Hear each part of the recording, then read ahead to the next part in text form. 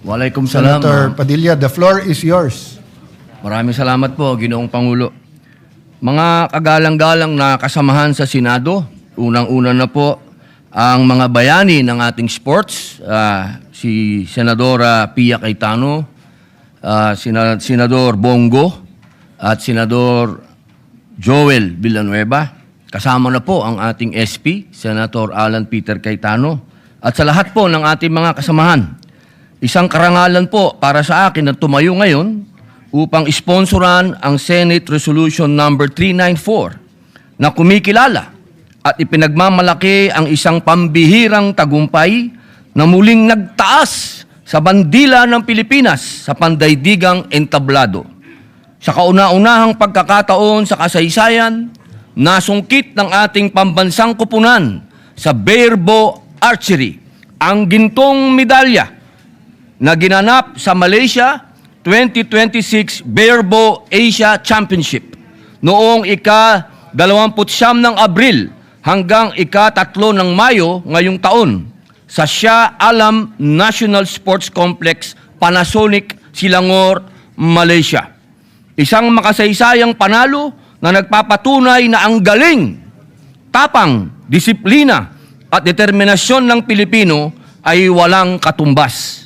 Pinangunahan po ito ng ating mga magigiting na Pilipina archers na sina Maria Razel Richilda Padilla Abella, Josephine Galisano, Rowena Galisano, at Isabel Narangila.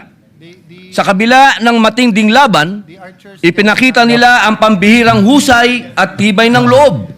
Mula sa semifinals kung saan tinalo nila ang Thailand sa end score na 6-2 hanggang sa nakakapanabik na finals sa host country na Malaysia. Hindi sila natinag. Nakuha ng Malaysia ang unang set, 43-42, na nakapagbigay sa kanila ng 2-0 lead. Tumugon naman ng Pilipinas sa ikalawang set na natapos sa tie round score na 49-49 at score na 3-1. Sumiklab ang galing ng mga Pilipina sa ikatlong set at nagdala ng 51-45 na panalo upang mapantay ang set score na 3-3. Nanatiling dikit ang laban matapos ang ikaapat na set sa score na 48-48. Dahilan upang manatiling tabla ang laban sa 4-4. Sa huli, ang kampyonato ay napagdesisyonan sa pamamagitan ng isang shoot-off kung saan nanatiling kalmado at matatag ang ating Philippine Barebow Women's Archery Team. Pinatunayan nila ang pusong Pinoy ay hindi sumusuko at sa huli ay naiuwi nila ang kauna-unahang gintong medalya para sa ating bansa sa larangan ng Barebow na score na 5-4. Hindi rin nagpahuli ang mga kalalakihan, Philippine Barebow Men's National Team na binubuo ni Eliezer Villarosa Jr., Kenneth Marlow Tan, Joseph Tan, at Apollo Clark Co. na nagkamit naman ng 2 bronze na medalya. Isa rin itong napakalaking tagumpay na nagpapatuloy na lumalakas at umuulad ang larangan ng archery ng Pilipinas. Lalo pong kahanga-hanga ang kanilang tagumpay dahil ang mga nasabing Barebow teams ay halos self-funded. Mula sa kanilang pagsasanay, uniforme, hanggang sa pamasahe at iba pang gastusin, sila mismo ang nagtaguyod sa kanilang pangarap habang nirerepresenta ang ating watawat. Sa kabila ng limitadong suporta, nanaig ang kanilang dedikasyon at pagmamahal sa bayan. Magsilbi din sana itong panawagan na dapat nating suportahan ang ating mga atletang Pilipino sa kanilang mga kampanya na magdala ng karangalan sa ating bansa.